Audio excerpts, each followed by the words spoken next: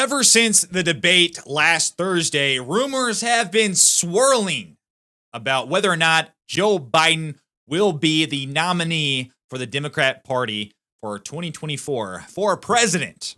A lot of people are saying there's no way that he can. It's too late in the race. And some people are saying there's no way that he can. He doesn't have any support. There's no way they're going to allow Joe Biden to run. One thing we do know is the media is pushing back against Biden big time. And if you pay attention to the media at all, you know that this never happens. All of a sudden, after the debate, the media has done a 180 and they are criticizing Joe Biden on everything that we've known all along. That Joe Biden is just too old and incompetent to be president. Who is running the White House? Who is running the country? It's his administration, the people around him. Joe Biden most likely doesn't have a say in what's going on. But the Biden administration and those around him have dug in their heels and are trying to do some form of damage control. And they are losing very, very quickly because now the media is no longer gaslighting the people as to whether or not Joe Biden is too sick and too old and too frail and feeble to be the most powerful individual in the entire world. Yes, laughable, I know. But now it seems to have come to a head where governors, Democrat governors, are calling on a meeting with the Biden administration and Joe Biden himself to intervene to get him to possibly step down. These are the rumors. And this actually came from Jake Tapper himself of CNN. So I believe that this is true. And it was also reported on by NBC or CNBC, I believe it was. I'll read the article here in a second. But Obama and Clinton both have said that Biden just had a bad debate, and publicly they're defending Biden. But Tucker Carlson has come out and said that behind closed doors, Obama and Clinton are stabbing him in the back. And this is a tweet from Tucker Carlson that he made just yesterday. And this is what he said. He said, Biden is done. Bet on it. Too many prominent Democrats have suggested he's brain damaged. They can't walk that back. They have to remove him, and they will. The only question is when. If they're smart, they'll do it immediately. If Kamala is going to be the nominee, she might as well be the president first. Everyone gasp. No! Biden's collapse makes this a much more perilous moment than it was. At this point, Trump is not just the Republican candidate, but effectively the presumptive nominee. So everyone pretty much expects if Biden runs, Donald Trump is just going to be the president. Because there's no way the American people are going to put this Joe Biden back in office. Doesn't matter if he's now decided to paint his face orange to look like Trump. It's not going to work. It's not going to work. If you're going to put him in jail, it had better be for a very serious crime that everybody agrees he committed. Otherwise, you risk destroying the system completely and forever. We're in legitimate danger, and Democrats need to pull back. And it does look like that's what they are doing because Trump's legal team has challenged the ruling in New York, and they are requesting to push back the sentencing for Donald Trump. So that could spell disaster for those convictions, which is good news. Good news. We'll see what happens with that.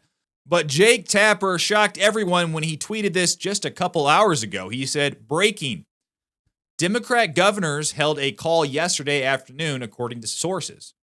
Just governor, no staff, no one from campaign or White House. Organized by Governor Tim Walz of Minnesota for the DGA. And he had 3 follow-up tweets. It was a tweet thread, if you will. On the call, Democrat governors expressed concern about what's going on with the president. They know if they come forward publicly with concern, that likely will cause Biden to dig in more. They were also surprised none of them had heard from him. So I guess none of the governors in the Democrat Party had heard from Joe Biden because everyone's freaking out like, what are we doing? What's going on? The media is attacking Biden. The public all of a sudden is looking at reality and realizing that this man cannot possibly be the president. We need answers. What's happening in the party? He continues, there was discussion on the call about wanting to have a call with the campaign or White House. some discussion about having VP Harris address them. Now, when you are asking Kamala Harris to address you, you know things are bad because you know nobody wants to hear that. Nobody wants to listen to that. That's like that's like worst case scenario right there. There was strong sentiment that they needed to hear directly from President Biden. They are trying to set up a meeting at the White House or via Zoom for those who can't come. Nothing is on the books yet, but White House knows of request. Democrat governors are not coming in with specific messages, but they feel they need to hear from President Biden. So the Democrat Party panicking and frantically trying to get on a call or get a meeting with President Biden and the Biden administration, the Biden campaign to see, listen, are you guys really doing this? We've got to talk about alternatives because I don't know if you've seen the polls, but you are polling abysmally. And if you actually run, what's going to happen? President Trump will be the presumptive president of the United States. And I'm perfectly okay with that. I almost feel bad for attacking Biden so much because now there are talks that he could be taken off the ballot and switched with someone else. Is that possible? I don't know. Everything is so up in the air right now. I guess we'll see what happens going forward. But CBS News is also reporting on this. They say Biden to meet with Democrat governors as White House works to shore up support. President Biden plans to hold a meeting with Democrat governors on Wednesday, CBS News has learned, as the White House and his re-election campaign work to shore up support for him after last week's shaky debate performance. Some will attend in person while others will attend virtually. The meeting comes as the White House and Biden campaign work to keep Democrat governors and other elected Democrats in the fold after his rocky debate. The meeting is notable because up until this point, it's mostly been Biden's top aides and advisors who have been reaching out to elected Democrats to reassure them after his debate performance. His meeting with governors comes after members of the Democrat Governors Association held a call Monday to discuss the ongoing response to Thursday's debate and a widespread concern among the state chief executives that Mr. Biden has done little outreach to governors, specifically over the course of the campaign year, according to two people familiar with arraignments for the call. So they are getting upset that Joe Biden, he's not out there campaigning. And if you look at his debate performance, you can probably tell why. You can probably understand why. It's probably because he can't. You know, they're like, listen, we need more support. We need to get Biden up in the polls. We got to put him in more of these situations. But if you put him in more of these situations where he has to defend his record, where he has to think and he has to talk and kind of speak off the cuff, you are risking something very, very bad. And we saw it all happen live on CNN at the debate. So they're risking more of those disastrous situations happening. So they're between a rock and a hard place right now, it really seems like. The Biden campaign has been trying to arrange time for Vice President Harris to speak to the governors, but the governors decided Monday they wanted to hear directly from the president. They're like, no, please, God, no, not Kamala Harris. No, don't want to hear from her. We want to hear from you, Joe Biden. We've got to figure out what's happening here. What is really going on in the White House? Because our chances of winning are in the gutters. They wouldn't really care that he is, old and senile and he doesn't really have any control over himself. If he actually had a chance of winning, they only care about that because his polls are abysmal now. This is a quote. They'd like to hear from him directly before going and sticking out their necks for him again, said one of the people familiar with the plan.